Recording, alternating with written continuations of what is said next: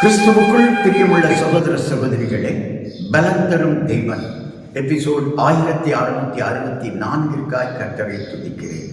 இந்த நாளிலும் ஏசாயா 35 அதிகாரம் 9வது வசனத்தை நான் உங்களுக்காக வாசிக்கின்றேன். கர்த்தரால் மீட்கப்பட்டவர்கள் திரும்பி ஆனந்த களிப்புடன் பாடி சியோனுக்கு வருவார்கள். நித்திய மகிழ்ச்சி அவர்கள் தலையின் மேல் இருக்கும். சந்தோஷமும் மகிழ்ச்சியும் அடைவார்கள். சஞ்சலமும் தவிப்பும் ஓடிப்போம்.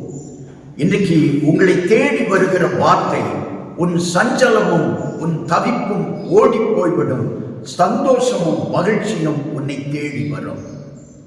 மீண்டும் சொல்கிறேன், இந்த செய்தியை கேட்டுக்கொண்டிருக்கிற என் அன்பு சகோதரனே சகோதரியே, உன் வாழ்க்கையின் உன் தொழிலின் சஞ்சலமும் தவிப்பும் ஓடி போய்விடும், சந்தோஷமும் மகிழ்ச்சியும் உன்னை தேடி வரும். குடும்பத்தில் சந்தோஷம் இல்லையா?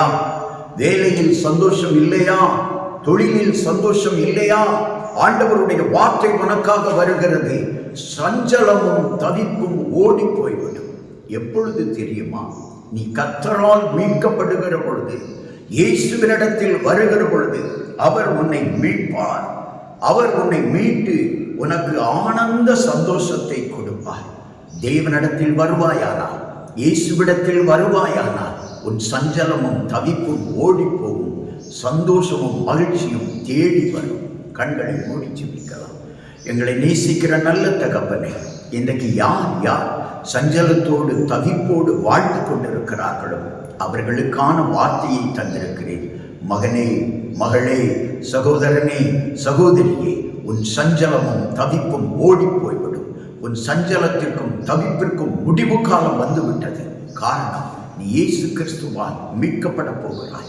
இயேசு கிறிஸ்து உன்னை மீட்டிருக்கிறார். உன்னை மீட்கும்படியாக சிலுவையிலே பாடுகள் பட்டு ரத்தம் சிந்தி இருக்கிறார். அந்த இரத்தத்தின் துளிகளால் நீ மீட்கப்பட போகிறாய். அவர் பட்ட பாடுகள் வீணாய் போவதில்லை. உன்னை மீட்பதற்காகவே தன் இன்னுயிரை தந்திருக்கிறார்.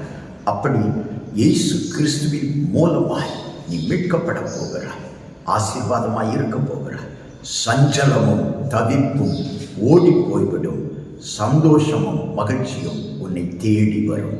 இயேசு கிறிஸ்துவின் நாமத்தில் ஜெபிக்கிறேன் பிதாவே, ஆமென்.